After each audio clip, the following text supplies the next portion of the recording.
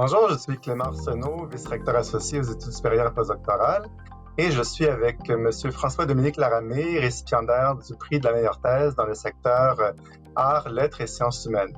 Alors bonjour M. Laramé. Bonjour M. Arsenault. Dites-moi, d'où est venue l'idée de votre thèse? Alors, ma thèse s'inscrit dans une tradition historiographique qui remonte au moins au début du 20e siècle. Les historiens se demandent qu'est-ce que les Français lisaient avant la Révolution, qu'est-ce qui aurait pu inspirer les révolutionnaires à agir comme ils l'ont fait. Le problème, c'est qu'on n'a pas vraiment de bonnes sources pour le faire.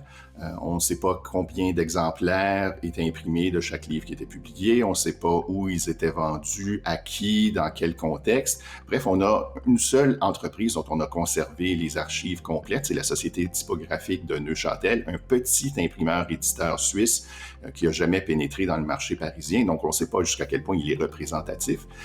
L'observation qu'on a faite, ma directrice de recherche, Susan Dalton et moi, c'est que si on pouvait analyser l'ensemble de la production imprimée, on pourrait quand même identifier des idées récurrentes, des choses auxquelles les lecteurs auraient été exposés un nombre possiblement très élevé de fois, peu importe ce qu'ils lisaient au juste. Alors, j'ai utilisé mon background mixte en histoire et en informatique pour utiliser des méthodes statistiques et des méthodes d'apprentissage machine et les appliquer à un très grand corpus de textes, 70 000 volumes qui ont été publiés entre 1700 et 1815 en français et qui ont été compilés et numérisés par la collection du HathiTrust. Ça m'a permis d'aller chercher ce genre d'informations de grandes tendances dans le discours imprimé. Comment avez-vous décidé de structurer votre thèse? Alors, je me suis concentré sur un aspect précis de la question, celui de la géographie imaginée, c'est-à-dire la façon dont on se représente le monde quand la seule information qu'on a à son sujet provient de la lecture plutôt que de l'expérience personnelle du voyage, par exemple. Et j'ai divisé la thèse en 5 études de cas qui travaillent avec 5 corpus différents pour répondre à 5 aspects de la question.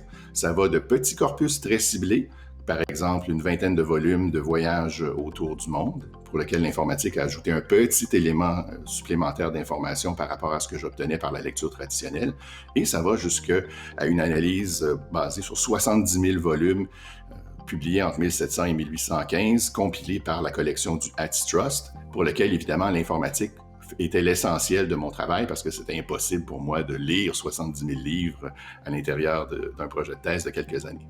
Et qu'est-ce que vous avez trouvé de particulièrement intéressant dans l'analyse de ce grand corpus de 70 000 volumes? Conclusion à la fois intéressante et un peu décevante, c'est que le discours sur les pays étrangers de l'Europe, dans la presse française, dans les livres publiés en France, était extrêmement stéréotypé. Donc, peu importe le pays dont on parle, peu importe la période dont on parle, peu importe le média, peu importe le régime politique, lorsqu'on parle de l'étranger, on en parle en termes de monarchie, d'aristocratie et de guerre. En fait, dans la grande majorité des cas, les discours sont à peu près interchangeables et ils présentent l'étranger comme une espèce de menace ou du moins quelque chose dont on doit se méfier. Donc ça inspire peut-être une certaine xénophobie qui aurait pu expliquer, entre autres, la façon dont les révolutionnaires ont traité les pays étrangers. Et plus près de nous, qu'est-ce que vous avez trouvé au sujet de comment on parlait de la Nouvelle-France au moment de la Révolution française dans la presse française? Donc, j'ai travaillé sur un corpus de journaux et de périodiques publiés entre 1740 et la Conquête pour savoir de quelle façon est-ce qu'on représentait la Nouvelle-France et le reste du monde colonial. Et il y a une certaine surprise que j'ai trouvée. D'abord, la France mentionne très peu la Nouvelle-France dans sa presse. La Nouvelle-France est presque invisible, surtout en temps de paix. On en parle en temps de guerre, oui, mais pas en temps de paix. Et aussi, lorsqu'on parle de la Nouvelle-France, c'est le plus souvent avec des traductions de journaux anglais qui ont été repris dans la presse française plutôt qu'avec du contenu original. Parfois, ça donne des résultats très étranges. Par exemple, on va voir la première personne être utilisée nos flottes, nos armées, pour décrire des flottes et des armées anglaises plutôt que des flottes et des armées françaises. Donc, ça devait être assez confus pour certains des lecteurs. Aussi, quand on parle des colonies françaises des Caraïbes, on en parle souvent dans un contexte de piraterie, de catastrophes naturelles. Bref, l'Empire français n'est pas très bien présenté, contrairement à ce qu'on peut voir dans les mentions de l'Empire espagnol, où on parle de la richesse de l'Empire espagnol, de toutes les découvertes qu'on peut y faire.